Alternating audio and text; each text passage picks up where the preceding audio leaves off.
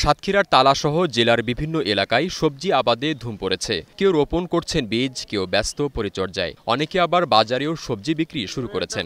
কপিটি এমনি শীতকালের কপি, কিন্তু আমরা গরমের কালে লাগাই, কিন্তু এতে ভালো ফলাফল পাওয়া গেছে। দাম ভালো আছে, আনন্দ আছে, কিন্তু দাম যদি নাই পেতাম কিন্তু আনন্দ হতো না, মুখে হাসিও থাকতো না। কপি টপি এইসব ঝাল বেগুন টেগুন এসব লাগাই, এর জন্য আমরা কাজকর্ম করি, এতে আমাদের সংসার চলে।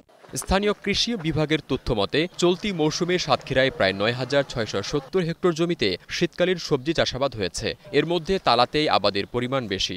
এবার আশা করা যায় যেহেতু কোনো বন্যার প্রভাব আগে থেকে ছিল, যেটা অলরেডি পানির নিচে নেমে গেছে এবং আমাদের যে বীজতলা এখন পর্যন্ত হয়েছে, আশা করি আগাম যেটা হয় সেটা আমাদের হবে এবং কৃষকরা লাভবান হবে। মুন্সিগঞ্জে ধুম পড়েছে বীজতলা তৈরির। দেশের বিভিন্ন জেলা থেকে পাইকার ও কৃষকরা সংগ্রহ করছেন বিভিন্ন সবজির চারা। ২০-২৫ লাখ টাকার চারা কিনছি আমরা, ৫-৭ লাখ টাকার ব্যবসা হইব এক মাসে। একটা বাচ্চা পোলাবানের যেরকম লালন পালন করে বড় করে, আমরা এটার সেরকম করে এটা লালন পালন করি, ছোট থেকে বড় করি, এক মাস সময় লাগে। এই এলাকার যে মাটিগুলো আছে না, এই মাটিগুলো মানে এই কপি চারার জন্য উৎপাদনের জন্য উপযুক্ত মাটি। চাহিদা বেশি দেশি কাইট্টা, কাউকা, পৌষা, লিঞ্জা, ৬০টা স্নো হোয়াইট ও ব্রোকলি জাতের কপির চারার। তবে রোগবালাই ও বীজের দাম নিয়ে চ্যালেঞ্জের মুখে চাষিরা।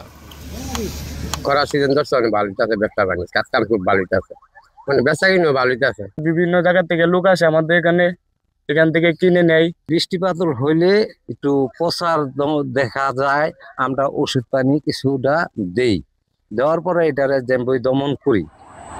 বীজতলা তৈরিতে কৃষকদের সব ধরনের সহযোগিতার আশ্বাস দিয়েছে স্থানীয় কৃষি অফিস।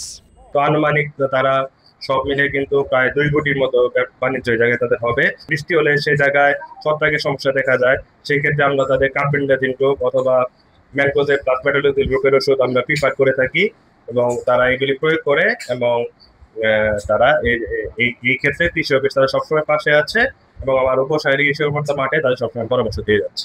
মুন্সিগঞ্জের আগাম শীতকালীন সবজির বীজতলা ঘিরে কোটি টাকার বাণিজ্যের আশা কৃষি বিভাগের।